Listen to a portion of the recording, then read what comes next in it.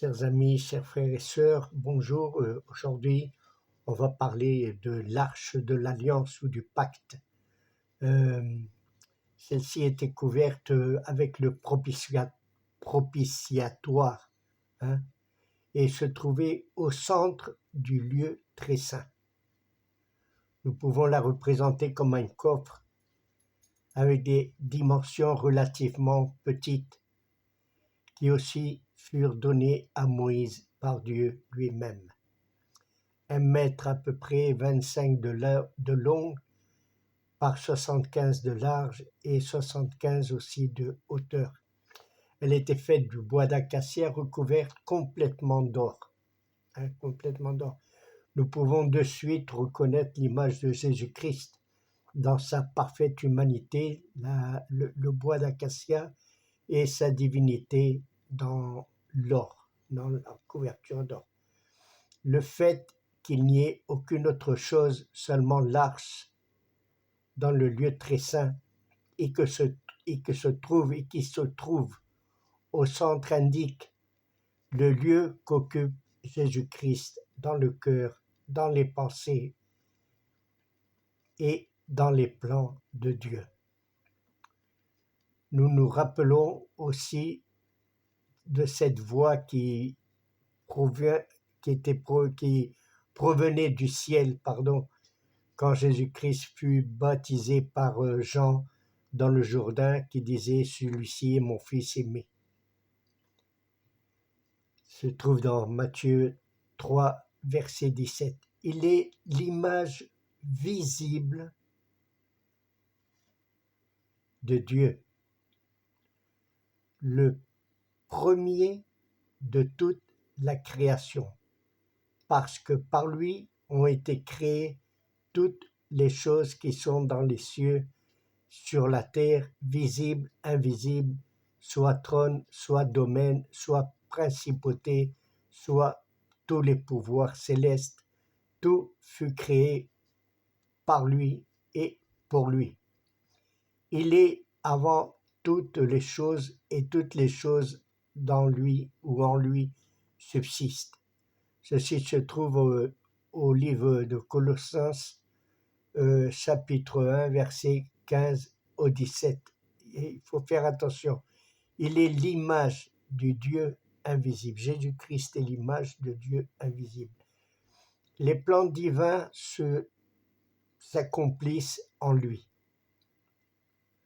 Dans la Bible, il est question de lui, de Jésus-Christ, depuis la première page jusqu'à la dernière. Il n'est absent dans aucune de ces pages, car le Saint-Esprit se satisfait en parlant de lui sans cesse. La volonté de Dieu, c'est que Jésus-Christ puisse occuper dans l'Église ce que représentait l'arche de l'alliance dans le tabernacle, c'est-à-dire le lieu central. Il doit être là, dans le centre de l'Église. Il est le centre de l'Église. Il est celui de ce que tout provient et à qui tout retourne. Mais ce qui est vrai pour l'Église l'est aussi pour chaque croyant. Nous devons être attentifs, vigilants, par-dessus tout, et que Jésus-Christ puisse occuper le centre, l'unique centre de nos pensées et de nos cœurs.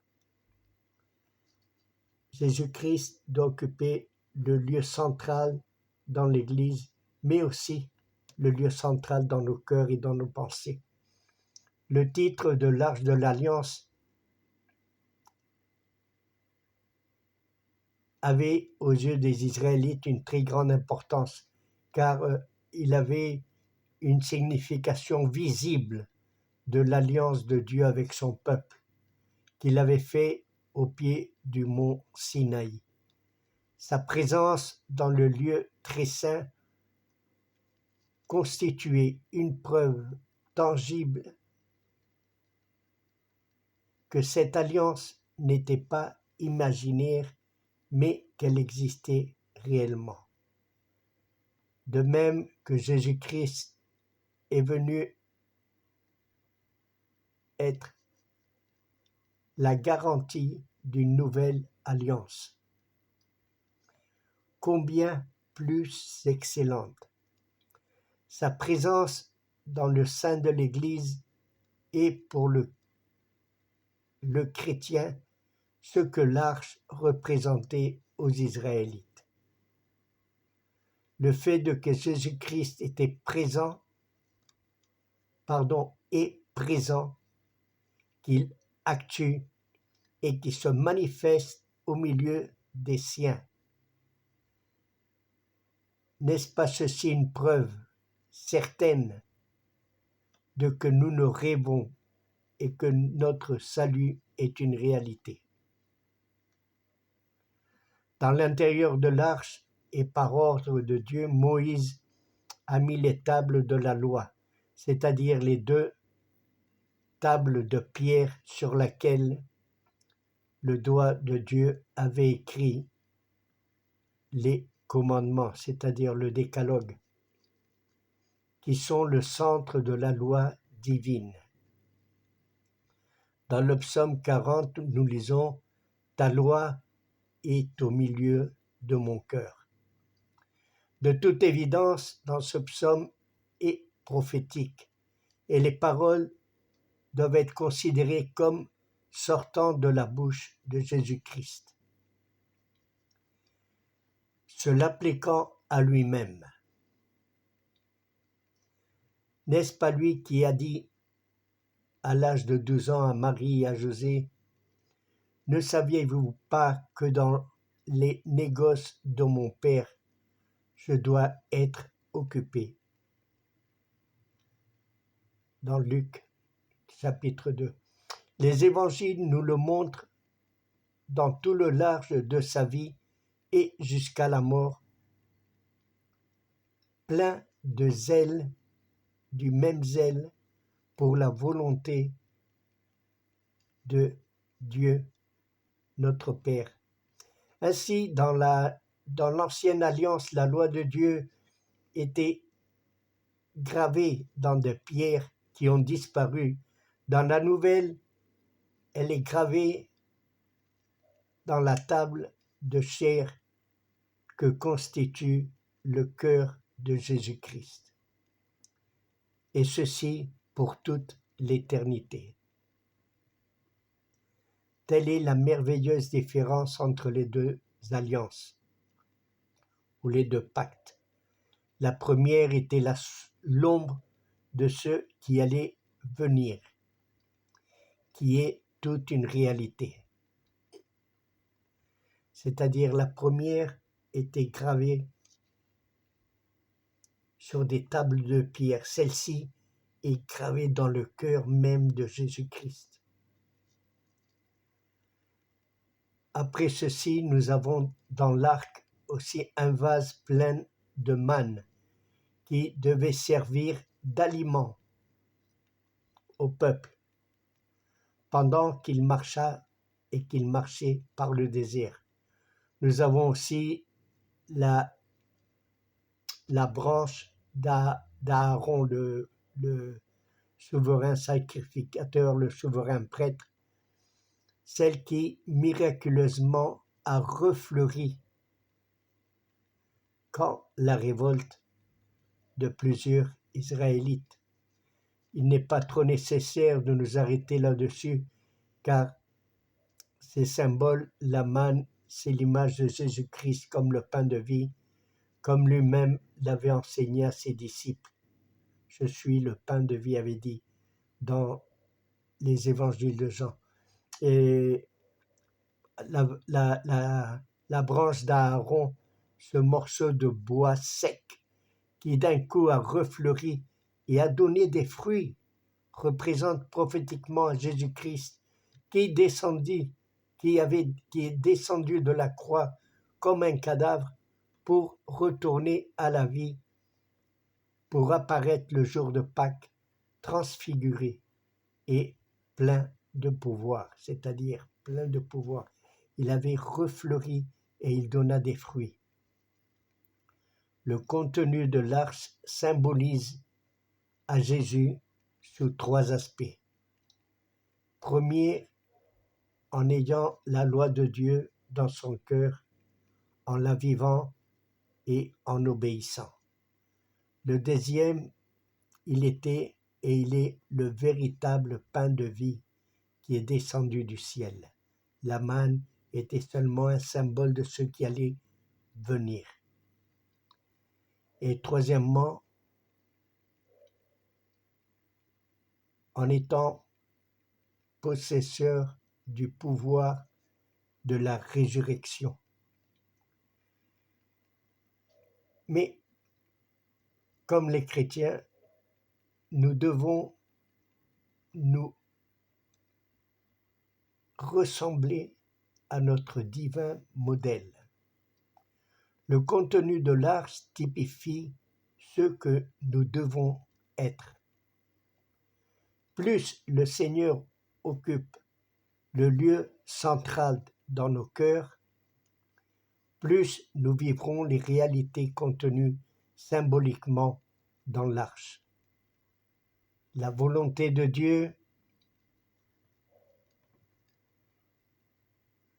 ne sera plus écrite dans nos Bibles, sinon qu'elle sera gravée dans nos cœurs d'une manière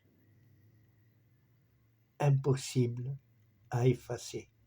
Le Seigneur sera l'aliment de nos âmes et nous expérimenterons le pouvoir de sa vie dans nos cœurs et dans nos esprits. Dans la mesure même que nous devons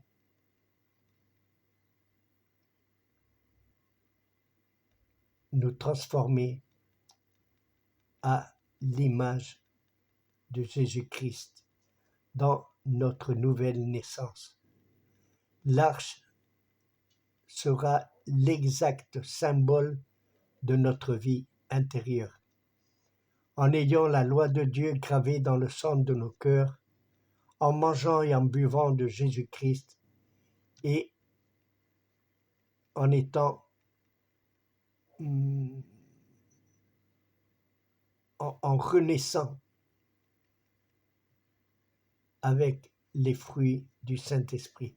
C'est-à-dire nous serons comme cette branche qu'avait Aaron qui était pourrie, elle était morte, comme nous étions nous morts dans nos péchés et dans notre vie extérieure. Maintenant on renaît et on porte les fruits du Saint-Esprit. Dans les 4 extrémités, nous trouverons les anneaux d'or par lesquels passaient les barres qui servaient au transport. À chaque nouvelle étape, les prêtres se chargeaient de ce précieux travail. Les croyants dans la nouvelle alliance ou dans ce nouveau pacte, nous avons un travail plus beau et plus magnifique, c'est porter à Jésus-Christ en nous, à travers de ce monde, en donnant témoignage de lui. L'arche était portée par 4 prêtres, ou au moins 2. Et aussi, ils devaient avoir le même pas, sinon nous pouvons nous faire une idée de ceux ou une image de ceux qui auraient pu passer s'ils n'étaient pas en harmonie en portant l'arche avec les barres. Ici, nous avons un enseignement très, très beau, car beaucoup de chrétiens veulent faire les choses pour le Seigneur, mais selon leurs propres critères et sentiments personnels, et en le faisant eux seuls. Mais ceci n'est pas la volonté de Dieu. Jésus envoyait ses disciples de deux en deux. Sûrement, c'était pour une bonne raison. Dans le livre des Actes, nous voyons à Paul et à Jean unis, pas à Paul, à Pierre et à Jean, unis dans un même travail. Paul partait avec Barnabé au début. Après, il n'allait jamais seul. Les Actes et les Épîtres nous donnent un témoignage de ceci. C'est ce que Paul appelle et qui est révélateur de l'esprit d'équipe qui existait entre le grand apôtre Paul et ses collaborateurs. Si l'Arche avait besoin d'un effort coordonné de plusieurs porteurs, à plus forte raison le témoignage de Jésus-Christ doit être convenablement porté dans ce monde. Quand les croyants nous saurons nous unir en harmonie dans le même effort d'élever à Jésus-Christ pour que tous puissent le voir et venir à lui. Nous devons marcher en harmonie. Les chrétiens, nous devons être unis dans ce même esprit. Le dernier détail, les anneaux d'or se confondaient avec l'arche. De loin, on pouvait voir comme si c'était une seule pièce. Les anneaux et les barres formaient un seul corps avec l'arche. Vu de loin, on aurait dit un seul objet. Ainsi même, notre témoignage ne sera pas efficace et ne sera efficace qu'à une seule condition, en nous attachant à Jésus-Christ de telle manière que nous soyons un seul corps. Si le monde nous voit si attachés à Jésus-Christ, de cette forme qu'ils puissent voir qu'entre lui et nous, il n'y a aucune différence. Ils vont reconnaître que notre témoignage correspond à une véritable réalité. Si nous attachons ou si nous sommes attachés à Jésus-Christ de cette manière si forte, ils ne vont voir qu'à Jésus-Christ en nous. Les barres et les anneaux formaient de loin un seul corps. Il n'était pas un seul, mais de loin on pouvait voir un seul corps. Les gens doivent voir que nous et Jésus-Christ, nous sommes un seul corps, que l'Église est un seul corps avec Jésus-Christ. Et alors, ils vont voir à Jésus-Christ à travers nous et ils vont reconnaître qu'il y a une vérité et pas imaginaire, mais véritable de que Jésus-Christ est là. Bien avait dit Jésus-Christ, tous reconnaîtront que vous êtes mes disciples si vous vous aimez les uns aux autres comme moi je vous ai aimé. C'est-à-dire lui il nous a aimés jusqu'à la mort. Nous devons former un seul corps. Jésus-Christ est la tête et l'Église est le corps qui a besoin de cette tête pour marcher, pour aller en avant. Je sais que beaucoup de congrégations, beaucoup de dénominations